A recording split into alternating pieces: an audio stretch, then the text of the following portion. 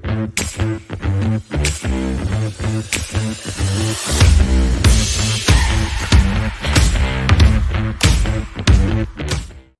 afternoon, everyone. Brent Wessler with VRC. Today I'm going to be talking a little bit about Azure's new AI content understanding. This is now built into Azure's AI Foundry. So as with everything Microsoft, things change pretty quickly here. So when you go to the AI Document Intelligence Studio, which used to be where you would go and look at pre-built models and also be able to change and add custom classification and custom models. Here we're now at the top. You see this AI content understanding.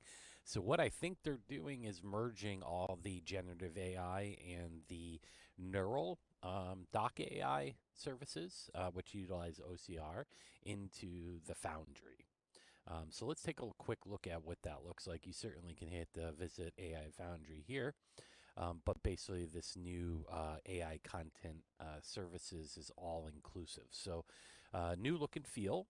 We're going to be looking at the content understanding, which is basically an amalgamation of that AI document intelligence along with the generative AI tools.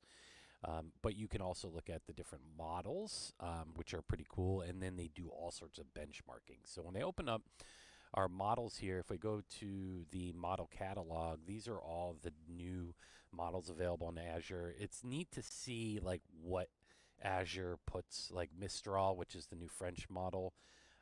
DeepSeek's up here as well. You obviously have all of the ChatGPT OpenAI elements, and then, which I think is kind of cool, the new Phi model, which is Microsoft's kind of version of their own LLM. If we go to our AI services here, you're going to notice this is where that content understanding comes in. But you can also utilize speech, language, vision, and document, which is where we're going to be focusing, and then content safety. So a few things here are really cool. So the language one, it has a lot of healthcare specific information. So extract PII, personal identifying information, and health information from text. So you'll see here, we'll go into our vision and document management. You're going to notice all of the stuff that you used to see as the pre-built parsers that are in AI Document Intelligence are here now. And then you also have all the same custom stuff. So you can, but if you go to the playgrounds is essentially the ability for you to quickly test these different models. One of the cool things here is this new healthcare playground. You can configure this. I've already pre-configured this, but this is using, essentially this will look at x-rays and MRIs, and as you'll see here, you can upload a lateral and a frontal image or a prior lateral image. And again, I don't know a lot about healthcare, but this is a cool little tool that will allow you to analyze healthcare information, and you can use this healthcare playground. You obviously have the speech playground. They've added the build AI agent capability here with their flows. So you'll see this new prompt flow capability and the ability to use agents. And again, today is just a high level kind of looking at all the neat stuff that's coming out using AI Foundry and Azure. One of the things I wanted to point out is also the benchmarking. So this is always a problem, understanding what engine does best. So out of the box here, you'll notice we can change the X and Y axes, but the X axis is the quality of the index and the Y is the cost. So you can see here, cost is GPT-4o is the most expensive, but is the most capable from a quality, and then Mistral large, and you can see here Phi medium, provides good quality at a very low cost. Now you can come in here to model compare. So if I wanted to bring in, for instance, the ChatGPT-4o mini model, I can add that in, see where that actually, and I can remove certain items. The GPT-4o mini model, as you can see, it's the most capable small model at the lowest cost. And then we have, again, the Phi model, medium. So as you can see, obviously, GPT does a better job from a quality perspective. But I love that you can compare and contrast and then change all the different types of benchmarking. So quality index, accuracy, coherence, fluency.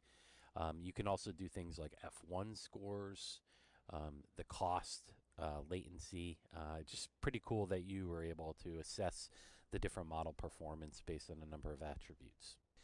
But if I go to our content understanding project that I just created, you'll notice here this is kind of the overall look and feel, and basically very much like the document intelligence custom studio. You get a lot of that kind of flavor and functionality, but in utilizing these LLMs, any one of those models that you can consume here. So we can come in and add new fields like the vendor name, and then I can make that a string and whether I'm extracting or not.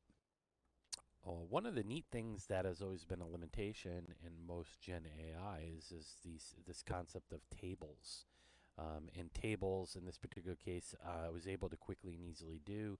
So I just created a table element and then these subfields. So once we've defined the schema, really with no knowledge base, we're able to test the analyzer. And in this case, you'll see here we added ACHNO.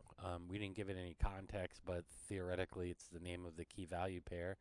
But it also was able to pull things like the table of data. So you can see here, and on larger data sets, like as you see here, it was able to pull all the line item information. Now, one of the cool things that I did that AI Document Intelligence struggles with is this concept of the column here. You'll see it says invoice notes, but I named it PO number, and it was able to deinterlace PO pound sign from the actual value I wanted, which is pretty cool. Usually you have to train a custom classifier for that. And as you can see here, also for non-key value pair, in this case, I asked it what was the vendor name, or I used the label vendor name, and it was able to come up with Lasercraft, which was essentially without any type of a label pair. And you can see here it did the same thing, legend 2, but this is the same values. So that's a quick introduction to Azure AI Content Understanding. It's in preview right now. You'll see here on the website, it looks like it's the features are in active development, but it seems that the document AI intelligence tools are going to be merged here, and everything's going to be new generative AI based services versus utilizing the OCR and the neural learning that's available today. So this is pretty exciting. Like and subscribe for more. Thank you.